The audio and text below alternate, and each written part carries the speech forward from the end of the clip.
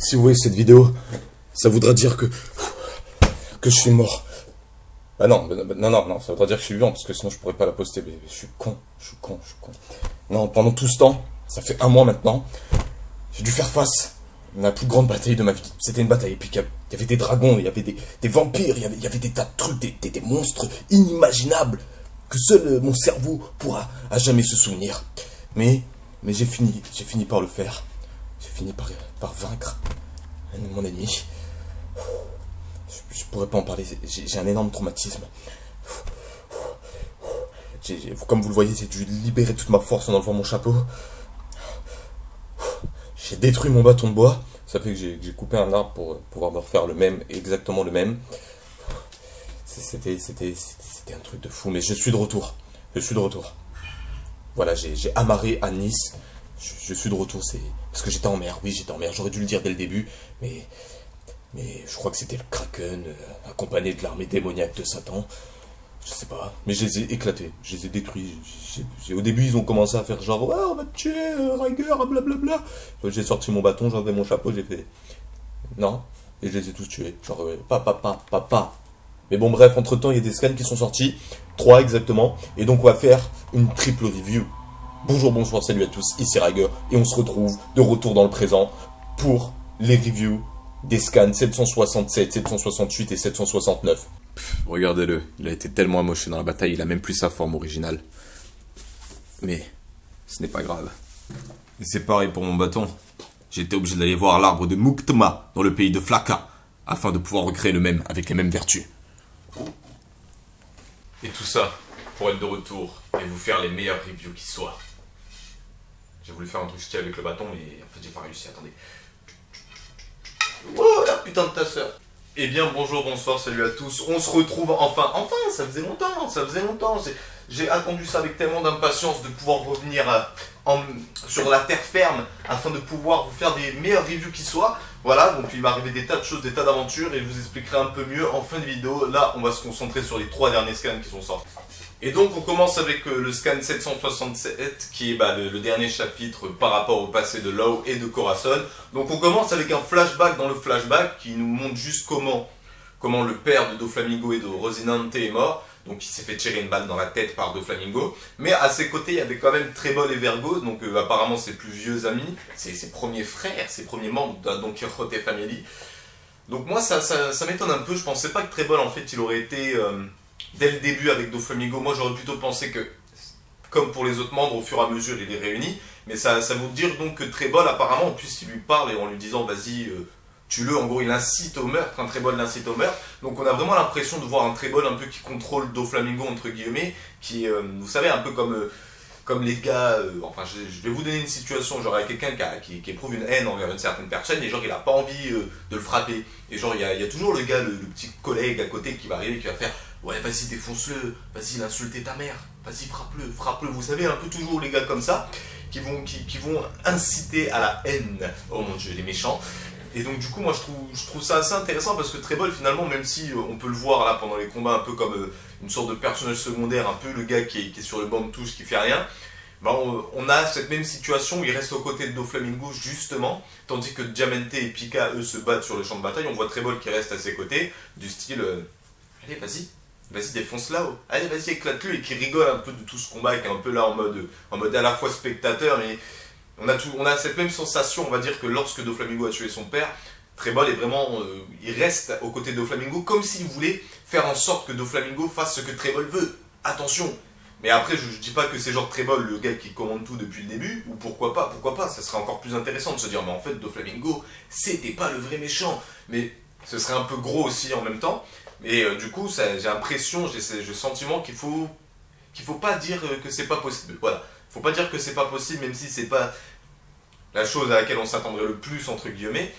Mais il faut tenir compte que c'est possible que Trébol en fait il soit vraiment pas au-dessus de Doflamingo, pas plus puissant que Doflamingo, mais qu'il exerce une sorte de contrôle mental, pas de la télépathie avec un pouvoir, mais juste qu'il fasse en sorte que Doflamingo fasse certaines choses. Voilà, c'est un peu complexe à expliquer, je vais essayer de mieux l'exprimer dans une dernière phrase, mais que Trébol aime voir Doflamingo foutre le bordel et qui veut faire en sorte que Doflamingo foute le bordel. Voilà, quand j'utilise des mots complètement cons, je crois que c'est plus clair. Ensuite, la Birdcage ne se passe pas vraiment comme je l'avais prédit il y a un mois, absolument pas d'ailleurs. C'est pas du style Doflamingo qui dit ouais, trouver Corazon. Non, en fait, il s'en fout. Il les met juste dans la Birdcage pour s'assurer que Corazon ne s'enfuit pas. Et tous ceux qui sont dedans, il dit bah tiens, allez, je les manipule et ils s'entretuent et moi je fais mon business à côté. Donc voilà, c'était juste pour souligner ça, pour dire voilà, je m'étais trompé. Il m'a fallu un mois en fait, c'est pour ça que j'ai pas voulu faire de vidéo parce que je m'étais trompé, j'avais tellement honte de moi, j'ai préféré fermer ma gueule. Ensuite, il y a un personnage qui apporte beaucoup d'intrigue, donc c'est à cause de moi qu'il apportait beaucoup d'intrigue. J'ai commencé à croire qu'au début c'était comment il s'appelle déjà, Jez Barrel, c'est-à-dire le pirate qui avait le OP no Mi, était Jez Drake. Au début je pensais ça, voilà. Ensuite, on a commencé à se poser des questions sur qui était Dory. Et avant la fin de ce flashback, il n'y a toujours pas eu de réponse.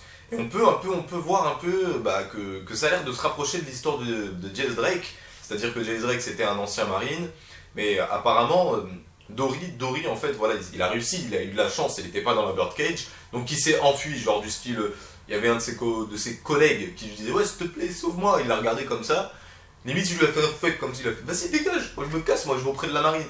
Donc ça reste un peu, il y a beaucoup d'intrigues parce qu'après, dans les 2 prochains chapitres, on ne parle même pas de ce petit Dory. Donc, qui est ce Dory? Qui est ce Dory? Qui est ce gosse qui a en plus apparemment le pouvoir le plus puissant des membres de Jez Barrel, qui avait. Donc, qui est-ce? Donc, pour l'instant, beaucoup pensent à Jez Drake, parce que j'ai d'abord confondu ça. Donc, on m'a dit, ouais, peut-être que c'est le petit Jez Drake, mais il n'y a pas d'autre hypothèse pour moi. En fait, je vois pas d'autres personnes qui pourraient être ce personnage. Et surtout que Dory, en plus, il y a déjà le géant qui s'appelle Dory, celui qui se bat sur Little Garden. Et j'ai commencé aussi à me poser une question, parce qu'on sait que les Japonais, il n'y a pas vraiment de R et de L, que c'est 2 choses qui sont à peu près pareilles. Et pourquoi pas, je me suis dit, c'est un truc complètement con, n'allez pas croire que c'est la plus grande hypothèse de toute ma vie, mais Dolly,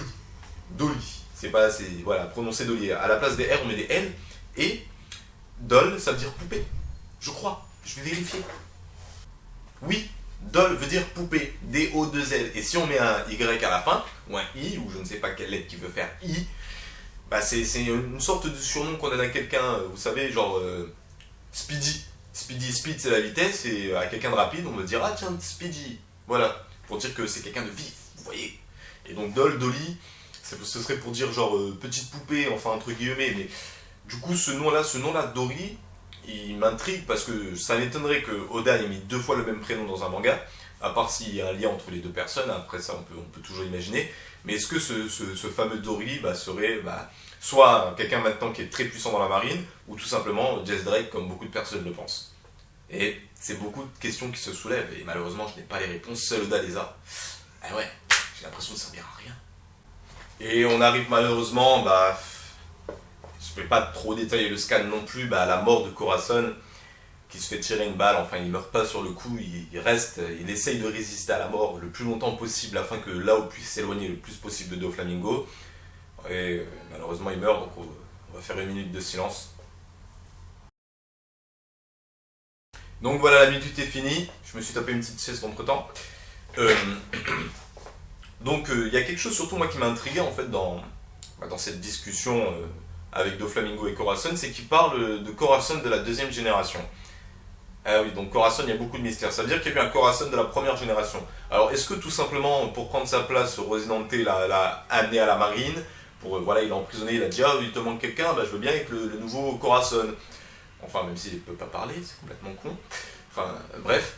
Ou est-ce que ce premier Corazon est toujours quelque part en vie, en train de faire quelque chose? Je sais pas, mais moi ça m'intrigue. Personnellement, moi ça m'intrigue. Est-ce qu'on ne le verra jamais? Je pense surtout qu'on ne le verra jamais, mais j'aurais bien aimé un peu plus d'explications sur le premier Corazon, en fait, sur le Corazon de la 1re génération. Donc il le dit quelque part, alors attendez, je vais vous dire exactement la page. Bon, je retrouve pas la page, je me sens con, donc du coup maintenant j'ai un gros doute, mais je suis sûr d'avoir lu ça quelque part. Est-ce que vous pourriez me le confirmer pour moi? Peut-être que c'était dans le scan d'avant, le scan 768, pourquoi pas. Mais moi du coup ça... Du coup moi ça m'intrigue cette histoire. Donc après je pense pas qu'on le reverra, de toute façon le premier il est sûrement soit en prison. S'il est à Impel Down, peut-être qu'il a réussi à s'enfuir après, soit il est mort. Voilà, donc voilà. Et donc du coup, Corazon et le flashback, ça se termine surtout sur cet événement qui était... il m'a fait plus ressentir quelque chose que finalement que je l'aurais pensé. Parce que comme on savait que Corazon allait mourir, moi au final je m'en foutais, je voulais surtout voir. Mais c'est surtout la situation, ils ont tous les deux leurs armes pointées l'un vers l'autre. Les deux frères comme ça, avec un qui veut arrêter énormément l'autre et l'autre qui veut simplement le punir entre guillemets. Et du coup, ça m'a un peu étonné, j'aurais pas imaginé un échange de coups. C'était à peu près la situation à laquelle je m'attendais, c'est-à-dire avec un Doflamingo clean, on va dire, qui est pas blessé, avec un Corazon un peu défoncé à droite à gauche. J'aurais pensé qu'il allait quand même essayer quelque chose, Corazon, pour le tuer, mais finalement, il a le lien du sang, il l'a empêché de le tuer. En fait, c'est vraiment, je pointe une arme vers toi, mais c'est juste pour essayer de te dissuader, tout ça. Et au final, il se prend un peu une balle. Il est complètement à terre, tout ça, c'est pas une exécution, j'ai envie de dire, c'est il l'a achevé finalement. Il a plus achevé Corazon qu'il ne l'a tué, il l'a pas exécuté pour moi.